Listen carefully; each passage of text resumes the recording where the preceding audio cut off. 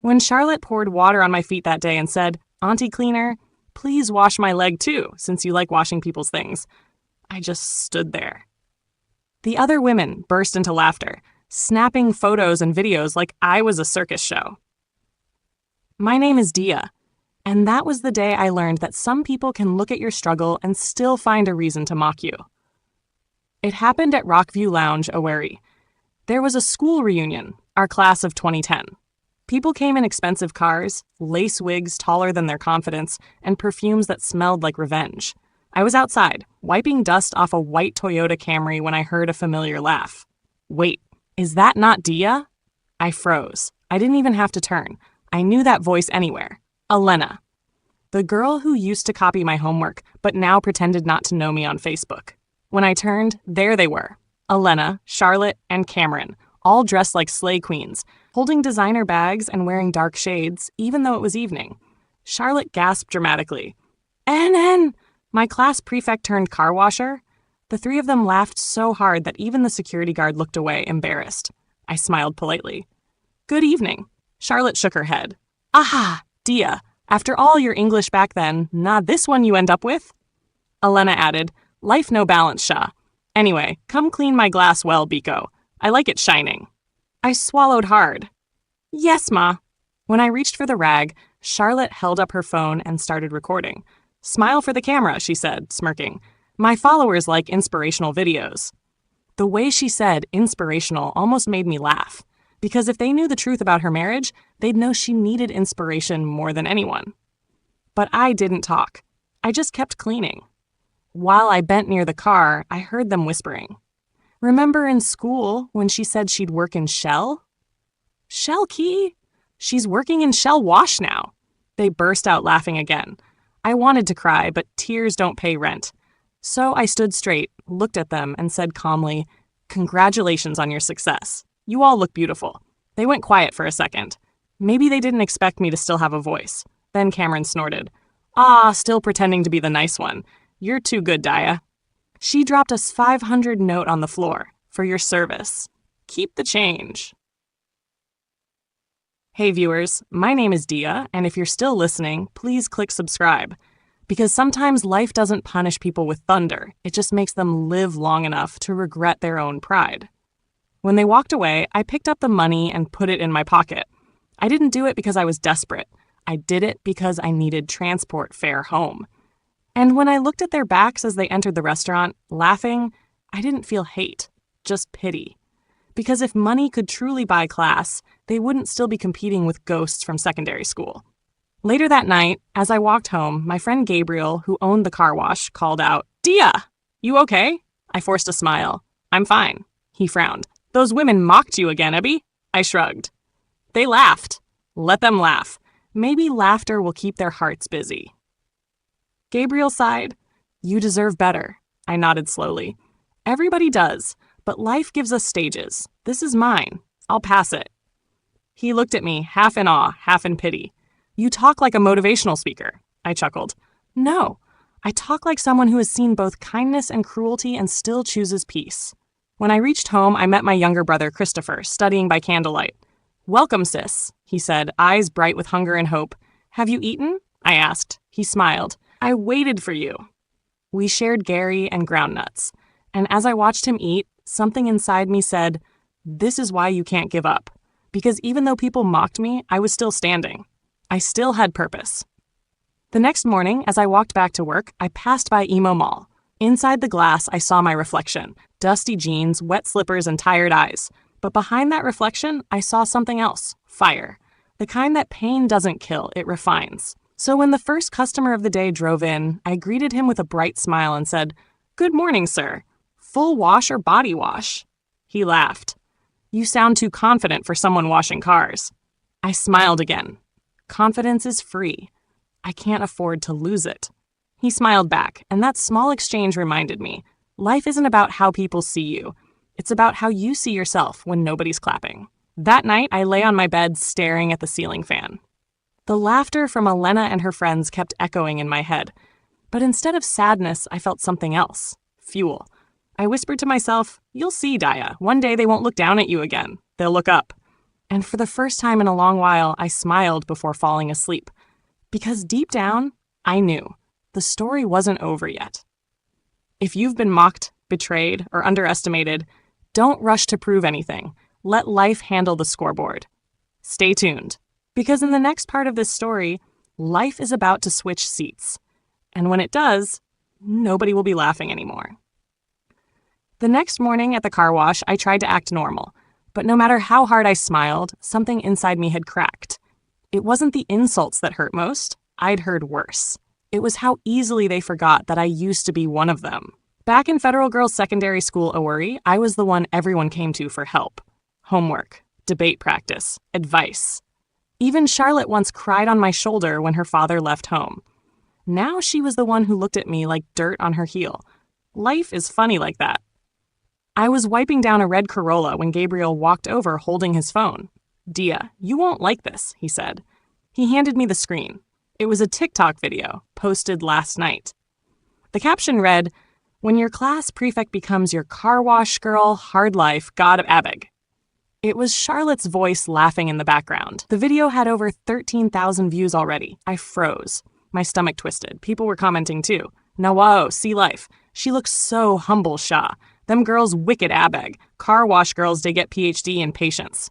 I wanted to disappear. Gabriel muttered, "If I catch that woman, I swear I'll..." "Don't," I said quietly. "Let her be." He frowned. "Dia?" I said, "Let her be." He sighed. "You're too soft," I smiled weakly. Soft doesn't mean weak, but deep down, I wasn't sure if I still believed that. Later that afternoon, while I was scrubbing another car, Charlotte's black Range Rover pulled into the car wash again. I looked up slowly. She wound down her glass and grinned. "Ah, my star girl! TikTok celebrity!" Her friends in the backseat laughed. "Clean it fast, please," she said, waving her hand. "And use the special sponge. My car deserves royal treatment." I wanted to walk away, but I needed the job, so I forced a smile and said, "Yes, Ma?" While I worked, she played loud music on her phone, the same TikTok video, laughing every few seconds. When I finished, she tossed 1,000 on the wet floor. "Keep the change. Buy yourself ring light for your next video." I bent down, picked it up, and looked at her calmly. "Thank you. You might need the money more than me someday." Her smile faded. "What did you just say?" I said softly, "Have a nice day." She hissed, rolled up her window, and drove off. Gabriel came over immediately. "You shouldn't talk back to people like that." I smiled sadly. Sometimes silence is good, but sometimes silence tells lies. That night when I got home, I cried harder than I'd cried in years. Not because of the money, not even because of the video, but because I was tired of fighting to stay kind in a world that only respected noise and glitter. Christopher knocked on my door. "Sis, are you crying?" I wiped my eyes quickly. No, just washing my face." He peeked in and frowned. "You don't wash your face with sniffing sounds." I laughed weakly. "You're getting too smart." He smiled. "Good. Maybe I'll make us rich one day." That made me laugh for real. "Go and sleep, small millionaire," I said. He saluted me and ran off. 3 weeks later, everything started changing, but not for me. First, I heard that Elena's husband was caught in a scandal. Someone posted pictures of him with another woman in Lagos. It spread fast, just like their mockery had. Then came Cameron's own problem. Her boutique was raided by EFCC for selling fake designer goods. And Charlotte, the loudest of them all, her restaurant caught fire at Ikenegbu one night. I saw it on Facebook. Owner of popular Cece's Dine House cries as fire destroys everything. People were commenting, "Ehia, sorry-o. Isn't that the same lady who mocked that cleaner? Life no balance, Sha." I didn't laugh. I didn't even feel happy, because I knew pain. And no matter how wicked someone had been, seeing them lose everything still hurt my heart a little. One Sunday morning, while washing cars, I saw a woman struggling with her bonnet across the road. Her car had broken down under the sun. Nobody helped her. People just passed. I dropped my rag and ran to her. "Madam, what happened?" she sighed. "It just stopped. Maybe battery." I called Gabriel. "Please bring your jumper cable." We helped her push the car, cleaned the plug, and got it started again. She smiled, tired but grateful. "Thank you, my dear," she said. "No problem, Ma." She reached into her bag, trying to give me money. I said, "No, please, it's fine." She paused. "You help me in the sun and don't want to collect anything?" I shook my head. "I didn't help you for money." She looked at me differently then, her eyes soft. What's your name? Daya, ma, she smiled. I'm Mrs. Okafor, but everyone calls me Mama Chris. I laughed. My brother's name is Chris too. She smiled. Maybe that's why you helped me. I didn't know then that this woman would change my life. 2 days later, a black Prado Jeep stopped at the car wash. I didn't recognize it at first, but when the driver stepped out, it was the same woman, Mrs. Okafor. She was smiling. Ah, Dia, right? She said. Yes, ma? Good. I told my husband about you. I blinked. About me? Yes. He said people like you are rare. Come and see him tomorrow morning. Here's my card. She handed me a simple business card with gold letters. Chief Gabriel Okafor. Okafor Logistics Ltd. My hands started shaking. I whispered, Ma, I don't understand. She laughed softly. You will. Just be at our office by 10 a.m. That night, I couldn't sleep. I kept imagining what kind of job it could be. Maybe she just wanted me to wash her cars regularly. Maybe she'd recommend me for a better job. Either way, I was grateful. The next morning, I wore my cleanest outfit, a white shirt, black trousers, and old flat shoes. When I reached their office near Concord Hotel, I almost turned back. The building was huge. Glass walls. Security everywhere. A receptionist asked, Yes, Ma? I almost laughed. Please don't call me Ma. I came to see Chief Okafor. She smiled politely. He's expecting you. Please have a seat. I waited nervously. Then the door opened and Mrs. Okafor walked in, her husband beside her. He looked older but strong, with calm eyes that carried both wealth and wisdom. So this is the young lady you told me about? He asked. She nodded. Yes, the one that helped me that day. He smiled at me. I like your spirit, young woman. What do you do now? I work at a car wash, sir. Good. Hard work builds character. Do you have school qualifications? Yes, sir. I had to drop out in my second year because of family issues. He nodded thoughtfully. Then you'll continue. You'll work for us as my personal assistant. We'll sponsor your education too. I froze. Sir? Me? He smiled. Yes, you. We need honest people around us. I didn't know whether to cry or kneel. Mrs. Okafor patted my shoulder. You see? Goodness still pays. When I stepped out of that office, the sun felt brighter. People passing by probably thought I was crazy because I was smiling like someone who just saw heaven's gate open. I took out my phone and texted Gabriel. I got a new job. A big one. He replied instantly, Thank God, you see, even destiny washes clean. That evening, I went back to the car wash one last time. I didn't tell anyone yet. I just stood there for a while watching water flow down the pavement. It was like washing away everything. Every insult, every tear, every humiliation. I whispered quietly, Thank you, God, for giving me my story back. But what I didn't know was that this new beginning would also bring me face to face with my past again. And this time, the laughter would come from a different direction. If you're still following this story, please click subscribe and stay tuned. When I resumed at Okafor Logistics Ltd., I didn't know whether to feel like a worker or a miracle. The first morning, I got there before 7 a.m. The gate man, a cheerful man named Peter, laughed when he saw me. Madam, office never open, oh, I smiled. I'm just getting used to being early. He shook his head. The people like you go reach far. I smiled. I didn't tell him that for years. My body had been trained to wake up before sunrise. Not because of discipline, but because poverty doesn't allow long sleep. The company was big. Trucks came and left daily, delivering goods across Nigeria. My new job was simple. Keep records, attend meetings, and assist Chief and his wife with appointments. But what amazed me most wasn't the salary. It was how they treated me. No one called me cleaner. No one looked at my clothes twice.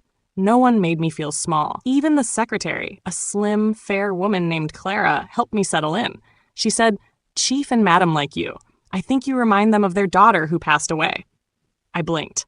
I didn't know they lost a child. She nodded sadly. Years ago. That's why they value kindness. For a moment, I went quiet. Because maybe that was why fate brought me to them. Not for money, but for healing. Days turned into weeks. And slowly, I started feeling like a new person. I enrolled back in school through part-time studies. Every Friday, Chief would ask, Dia, are your lectures going well? Yes, sir. He'd nod, smiling. Good. Don't ever stop learning. Knowledge doesn't respect background. His wife, Madam Okafor, treated me like a daughter. She'd sometimes call me into her office and say, You eat today? I'd laugh. Yes, ma. She'd shake her head. You say yes every time, but still look hungry. Sit. Eat. We'd share food and gossip lightly, and for the first time in years, I felt seen. One afternoon, after work, I passed by the same car wash where everything started. Gabriel was there, smiling when he saw me. "Madam Dia," he shouted. I laughed. "Stop calling me madam," he grinned. "A beg, you don't pass us." Big madam now. I hugged him tightly. "Thank you for believing in me when I didn't believe in myself." He waved it off. "You too get sense jar. It was just a matter of time." We both laughed. He didn't know how right he was, because fate was already preparing my moment. 2 years passed. I got promoted to branch manager of Okafor Logistics Owerri branch. Me, the same girl who used to wash people's cars with tears mixed in soap water. The day Chief announced it, he said something that still rings in my head. "Success is not about luck, Dia. It's about light, and yours refuses to go dim." The whole staff clapped. Madam Okafor hugged me, crying softly. "My daughter would have loved you." I cried too. The morning I resumed as manager, I wore a crisp white shirt and navy blue trousers. My hair was neatly packed and my shoes, real leather, not the kind that peels after 2 weeks. When I looked in the mirror, I didn't see the car cleaner anymore. I saw the same girl who had survived humiliation and still found a way to smile. I whispered, "God, thank you. You gave me beauty from ashes." One Friday afternoon, our company hosted a charity seminar for small business owners at Protea Hotel, Owerri.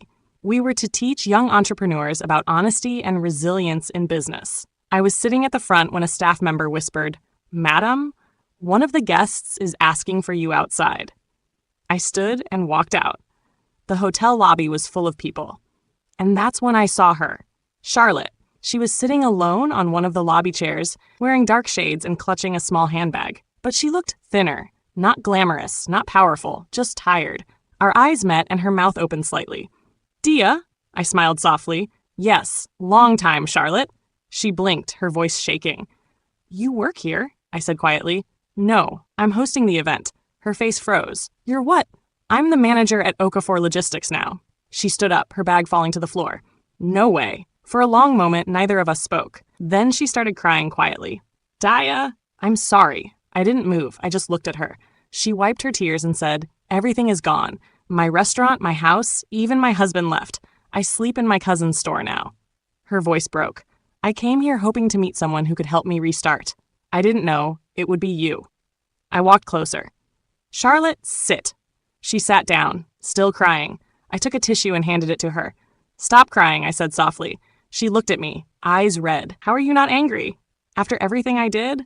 I smiled faintly. "Because anger is heavy, and I carried enough already." She sobbed harder. "I was stupid." "We all make mistakes," I said. She nodded slowly. "You're still kind. I wish I had that."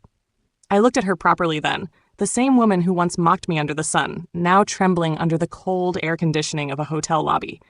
Life has perfect handwriting. It just writes slowly. That evening after the event, I told Chief about Charlotte. He said, "Help her." That's how we break the cycle. So I offered Charlotte a job in the administrative unit. The day she resumed, she knelt and cried again. I helped her up. "Don't kneel, just work well." A week later, while she was sorting files, she looked up and said, "Dia? Dia?" "Yes? Do you ever think God laughs when he's rearranging things for us?" I chuckled.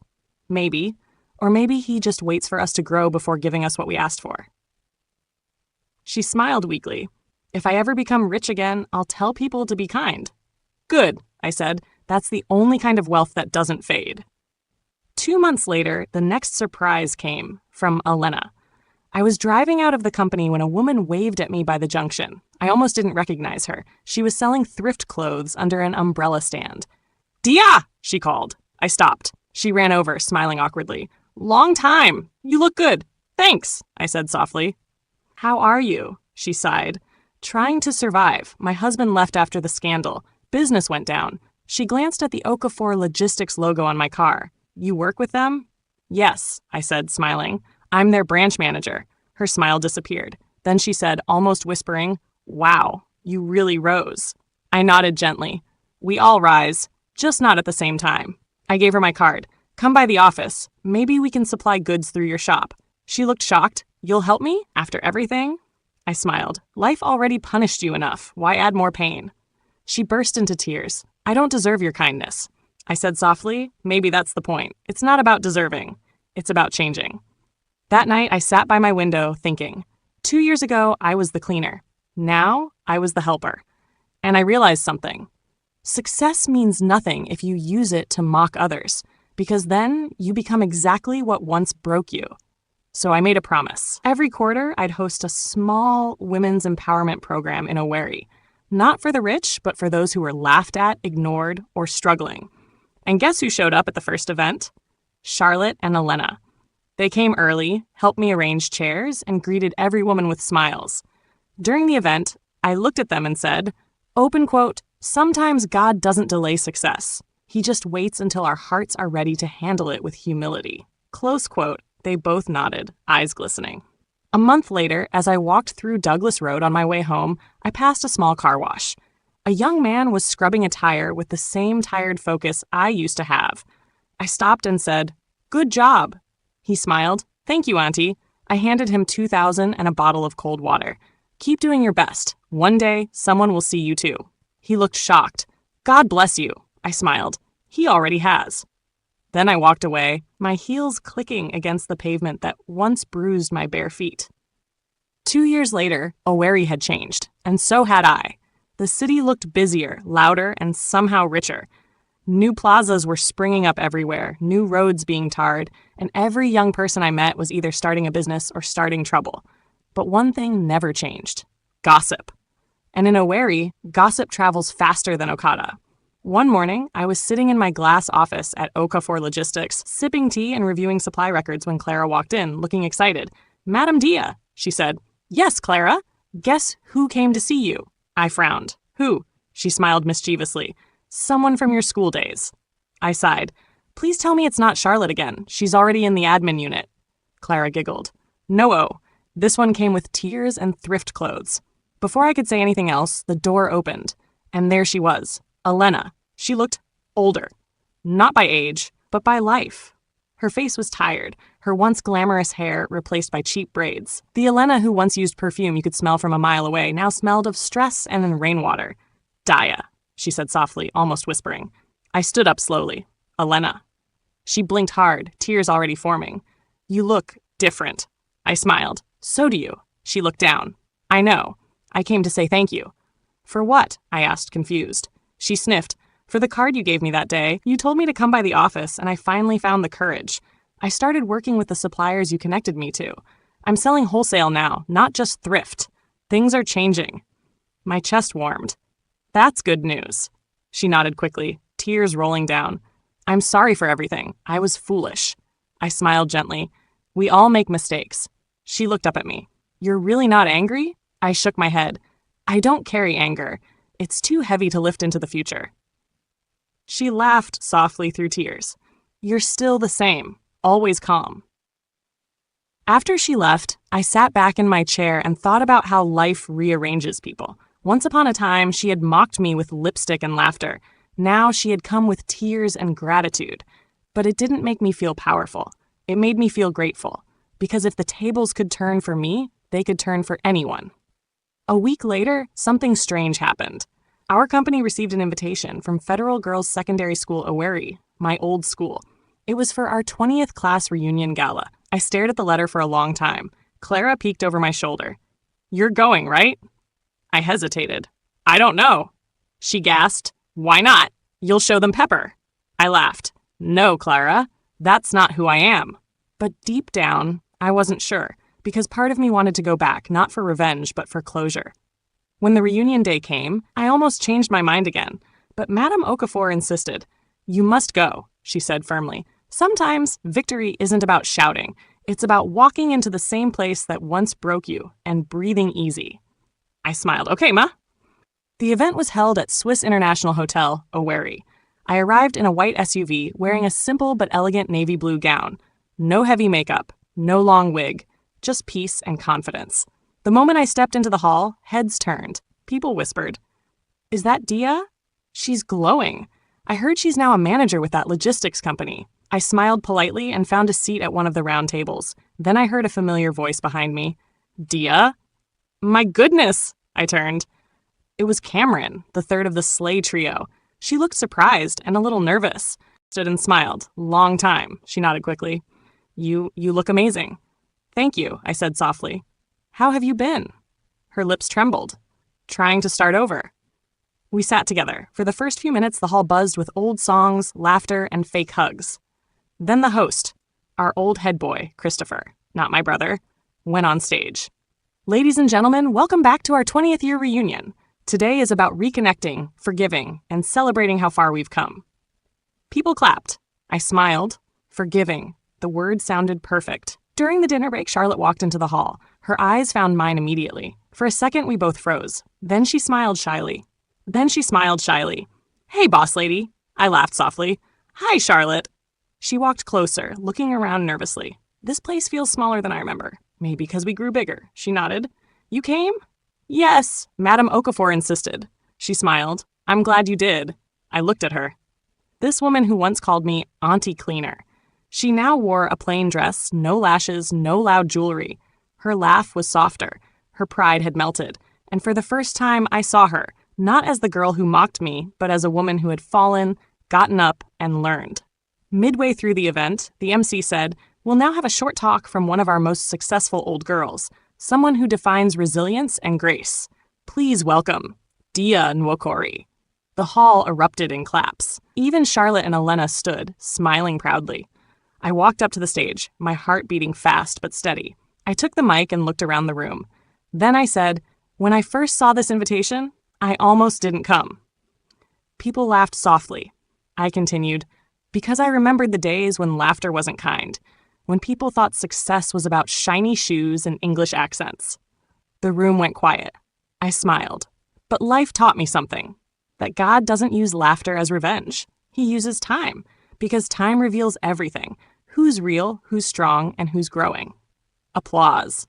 I continued, If you ever mocked someone for being small, please remember that God often hides greatness in small beginnings. Even Jesus started in a manger. A few people nodded, some wiping tears. I smiled again. So, if you see a car cleaner or a waiter or a vendor tomorrow, don't look down. You don't know what version of them you're meeting. The future one might be your boss. Laughter. Claps. Even Charlotte stood, clapping the loudest. I ended with a soft smile. And if you ever fell in life, don't be ashamed. Because falling doesn't make you weak. It only means you were strong enough to stand. The whole hall gave me a standing ovation. After the speech, people came to greet me. Some said, You inspired me. Others said, You made me cry. Then Charlotte walked up, still emotional. Dia, she said softly, You didn't mention names. I smiled. No need. People already know their roles. She laughed through tears. You're impossible. We hugged. For the first time, it wasn't forced. It was real. Elena joined us a moment later. I guess we all needed this night, she said quietly. I nodded. Yes, maybe life isn't about who wins, maybe it's about who learns. A few weeks later, something unexpected happened.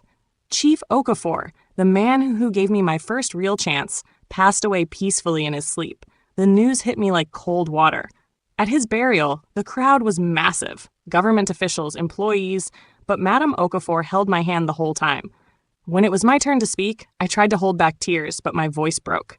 Chief taught me that kindness isn't weakness. He changed my life with one yes, and because of him, I learned that wealth is not in money, it's in mercy. After the burial, Madame Okafor called me to her sitting room. She looked pale but calm. Dia, she said softly. Yes, ma. Chief left a will. He mentioned you. My heart stopped. Me? She smiled faintly. He said you reminded him of his daughter. He wanted you to take over the company's community program, the same one you've been running. Tears filled my eyes. Ma, I don't know what to say. She touched my hand gently. Say thank you. And keep helping people. That's what he'd want. It was a hot day. I had just finished a meeting when I drove to a plaza near Douglas Road to grab lunch. As I parked, a young boy ran to my window with a small bucket and rag. Auntie, make I clean your glass, he asked eagerly. I looked at his face, thin, sweaty, determined. He reminded me of me. I nodded. Yes, please. Go ahead. He cleaned carefully, wiping every corner. When he finished, I asked, How old are you? 14, ma. You go school? He smiled shyly. I want go next term, but my mama no get money. I reached into my bag and brought out 10,000. He froze. Ma, this is too much, I smiled. It's not payment, it's a promise. Go register for school. He started crying. God bless you, Auntie, I touched his head. Make sure you finish your education. Don't stop dreaming. He nodded and ran off shouting, Mummy, mummy, mummy, I go school.